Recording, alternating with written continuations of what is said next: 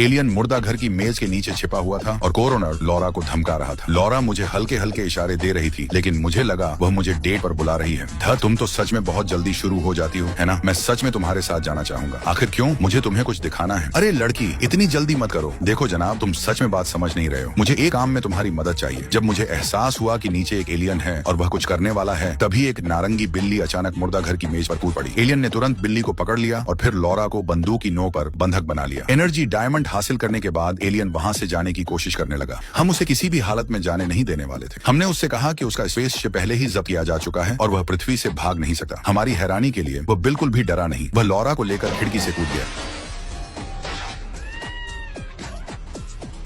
जब मैं और एजेंट के मैन इन ब्लैक के मुख्यालय लौटे तो हमने तुरंत सभी हवाई मार्गों को बंद करने का आदेश दिया ताकि कोई भी एलियन पृथ्वी छोड़कर न जा सके। उसी समय आर्कविलियंस ने मैन इन ब्लैक को अंतिम चेतावनी दे दी। एलियनों की महत्वाकांक्षाओं को रोकने के लिए उन्होंने मांग की कि एक हफ्ते के भीतर डायमंड सौंप दिया जाए, वरना वे उस डायमंड के साथ साथ जिस ग्रह पर वह है उसे भी नष्ट कर देंगे। लेकिन आर्कविलियंस का एक हफ्ता पृथ्वी के समय के अनुसार सिर्फ 1 घंटा था। समय तेजी से निकल रहा था और सब लोग परेशान थे। तभी मेरी नजर दीवार पर बनी एक भित्ति चित्र पर पड़ी। मुझे अपने मुख्यालय के पहले दिन की याद आ गई जब एजेंट ने मुझे फाइल दिखाई थी जिसमें बताया गया था कि मैन इन ब्लैक ने वर्ल्ड्स फेयर में 2 स्पेसशिप छिपाए थे ताकि उन्हें कवर के तौर पर इस्तेमाल किया जा सके। ये समझते ही कि एलियन उन्हीं जहाजों का इस्तेमाल करके पृथ्वी से भागने वाला है, हम तुरंत वर्ल्ड्स फेयर की ओर दौड़े। उस समय एलियन लॉरा को घसीटे हुए स्पेसशिप की ओर चढ़ रहा था। आधे रास्ते में लॉरा की लगातार बातों से परेशान होकर उसने उसे नीचे फेंक दिया और खुद स्पेसशिप में सवार हो गया। एलियन स्पेसशिप उड़ाने में सफल हो गया और जहाज को अकेला छोड़कर निकल गया। जैसे ही वह उड़ान भरने वाला था, मैं और एजेंट के समय पर पहुंच गए और हमने प्रोटॉन गन से सीधे स्पेसशिप पर गोली चला दी।